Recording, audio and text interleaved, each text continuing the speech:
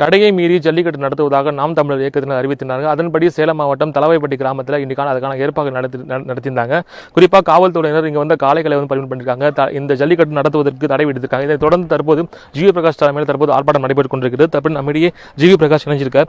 Sir, நீங்க சொல்லுங்க, தற்போது பாரம்பரியமான இந்த ஜல்லிக்கட்டு போட்டிகள் தற்போது காவல்துறையோட தடையை மீறி இப்போ நடத்த போறீங்களா நீங்க? ஆமாம், டெஃபினட்டாக வந்து ஜல்லிக்கட்டு நடத்த போகிறோம். ஏன்னா இது நம்ம தமிழ் கலாச்சாரம், தமிழ் பண்பாடு. இதை நம்ம வந்து ப்ரொடெக்ட் பண்ணனா எப்படி, நமக்கு ஒரு ஐடென்டிட்டியே இல்லாமல் போயிடும். டெஃபினட்டாக வந்து இது வந்து நடக்கணும். ஜல்லிக்கட்டு தடை வந்து சுப்ரீம் கோர்ட்டும் நீக்கணும்.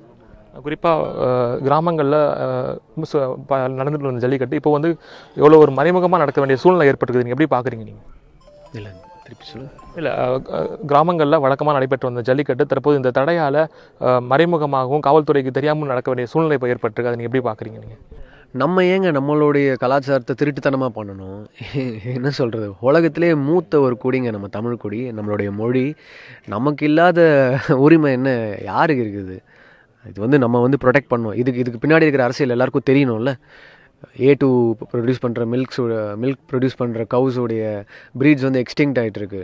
நம்ம எல்லா ப்ரீட்ஸும் வந்து பிரேசிலில் போய் நம்ம வந்து நம்மளுடைய மாடுகளை வந்து நம்ம வந்து இழக்கணுமா? வெளிநாட்டில் வந்து நம்ம வந்து கொடுக்கணுமா? அதெல்லாம் ப்ரொடெக்ட் பண்ணணும்னா நம்மளுடைய புல்ஸ் வேணும், நம்ம ஸ்டட் புல்ஸ் வேணும். யார் வந்து இதெல்லாம் ப்ரொடெக்ட் பண்ணுறது? யார் ப்ரிசர்வ் பண்ணுவா? அரங்காநல்லூர் பகுதியில் தொடர்ந்து நள்ளிரவு தாண்டி தற்போது இன்னும் போராட்டம் நடைபெற்று வந்துட்டுருக்கு. அந்த போராட்டம் குறித்து நீங்கள் கலந்துக்குவீங்களா? அந்த போராட்டம் குறித்து சொல்லுங்கள். டெஃபினட்டாங்க. அந்த 1 லட்சத்தில் ஒருத்தனாக தான் நான் இங்கே வந்திருக்கேன். நேற்று நைட்லேருந்து நாங்கள் யாரும் தூங்கலை. ஃபுல்லாக அதை தான் ஃபாலோ பண்ணிகிட்ருக்குறோம். எங்கள் எல்லாத்தையுமே எங்கள் ஒர்க்கெல்லாம் கேன்சல் பண்ணிட்டு இங்கே வந்திருக்கோம். எதுக்காக வந்திருக்கோம்? ஏன்னா என்னுடைய சகோதரிகள் வந்து அங்கே கஷ்டப்பட்டுட்டு இருக்கிறாங்க. சாப்பாடு இல்லை, தண்ணி இல்லை, அவ்வளோ கஷ்டப்படுறாங்க. சாப்பாடு கொண்டு போனால் சாப்பாடை வந்து எடுத்து கொட்டுறாங்களாம். என்னது இது? என்ன நினச்சிட்டு இருக்கிறாங்க எல்லாரும்? வந்து நம்ம வந்து மொத்த தமிழ்நாடுக்கே வந்து என்ன ரொம்ப அவ்வளோ கஷ்டத்தில் இருக்கோம் நம்ம. குறிப்பாக காவல்துறையினர் தடை நடத்தியிருக்காங்க. அதே மாதிரி சாப்பாடுகளை பரிமாற்றம் பண்ணியிருக்காங்க. ஸோ காவல்துறை நடவடிக்கை நீங்கள் எப்படி பார்க்குறீங்க? காவல்துறையில் இருக்கிறவங்களே நிறைய பேர் தமிழர்களாக இருப்பாங்க. டெஃபினட்டாக அவங்க அதை பண்ணக்கூடாது. நாங்கள் வந்து அங்கே லத்தி சார்ஜ் பண்ணியிருக்காங்க. அதெல்லாம் வந்து நாங்கள் ரொம்ப கண்டனம் தெரிவிக்கிறோம். டெஃபினட்டாக கண்டனம் தெரிவிக்கிறோம். அதெல்லாம் அவங்க செய்யவே கூடாது. எங்கள் சகோதரிகள் மேலே அவங்க எப்படி கை வைக்கலாம்? அதுக்கான எந்த ரைட்ஸுமே கிடையாது. அதுவும் பீஸ்ஃபுல் ப்ரொடெஸ்டர்ஸ் மேலே கை வைக்க யாருக்குமே எந்த ரைட்ஸுமே கிடையாது.